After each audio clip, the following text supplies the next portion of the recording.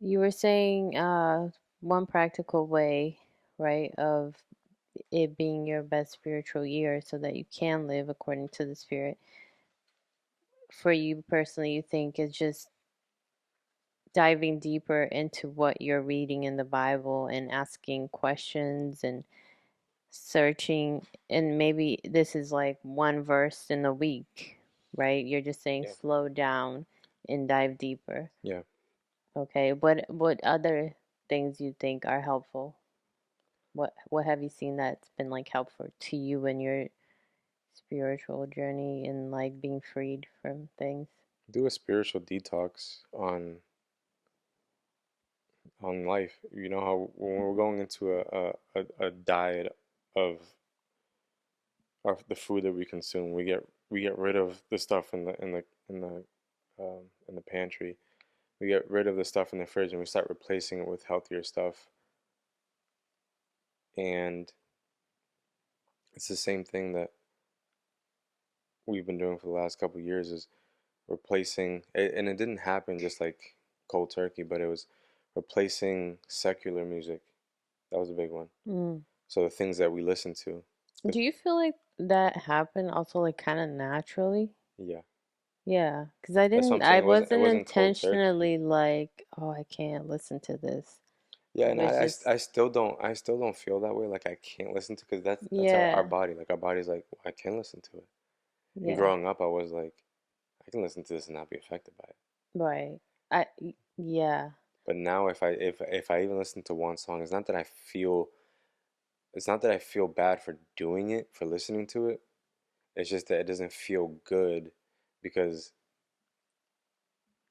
like it's just not pleasing. It's I know I feel that it's feeding my flesh. yeah, but also like you're more aware. And I don't think every secular music is bad, personally.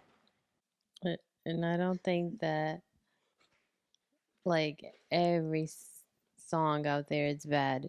But I think when you are walking in the spirit, you're more aware of what it's saying, right? Of what the words are saying and how it affects you. And that's what makes you be like, that, yeah, I'm not gonna listen to that. But I don't feel that about every song.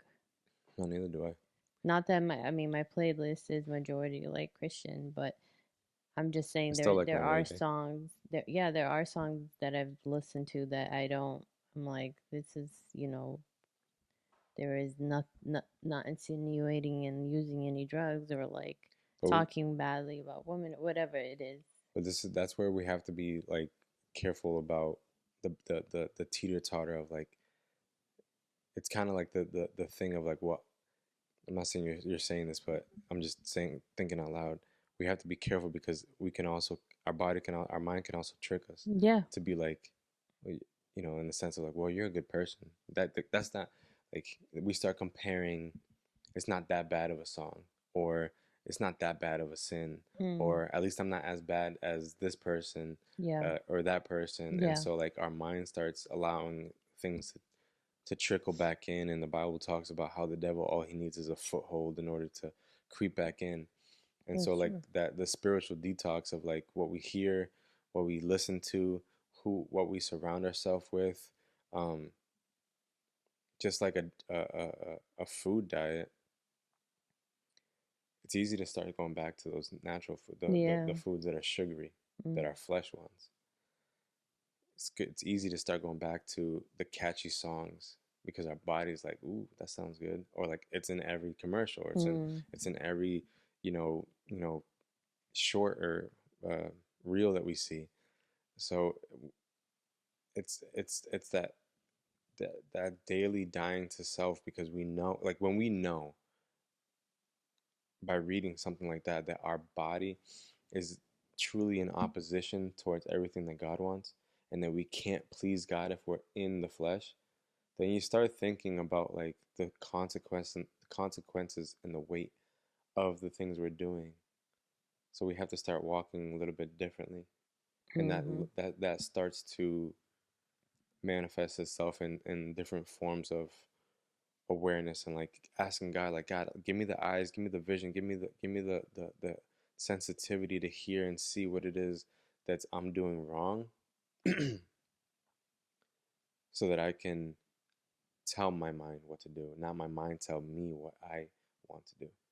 Yeah, and I think it's all personal between you and God too, because there's certain things that I don't feel God tells me like to get rid of or whatever it may be, but to somebody else that may be something they need to because they're just putting Yeah, all of their energy into that, whatever that yeah. that is. What might be a crutch for you might not be for me, Right. and vice versa. But us being married, if it's a crutch for you, then I should look at it as a crutch for us, Mm. Oh, okay. right? Yay. Because if I'm called, because the Bible talks about it, if I cause you to sin, Mhm. that's worse on me than it is on you. Mhm. It's good. So we have to be um, Yeah. like Yeah, I mean, spiritually minded, especially spiritually minded for those around us. especially husband and wife. Yeah, because we don't want to make someone else fall because it's not a crutch for us. That's Yeah. why a lot of times, like, you won't see a pastor who does drink wine behind closed doors not do it with people, because it might cause them to see it differently, because they're like, well, if he does it, then I can do it. But Mhm. then that I can do it is it becomes an idol. It Mhm. becomes, and like people think, I mean, how many times, right, people use, well, Jesus turned water into wine. I can drink it. yeah, Yeah. yeah, you can drink it, but does it end up consuming you? Right.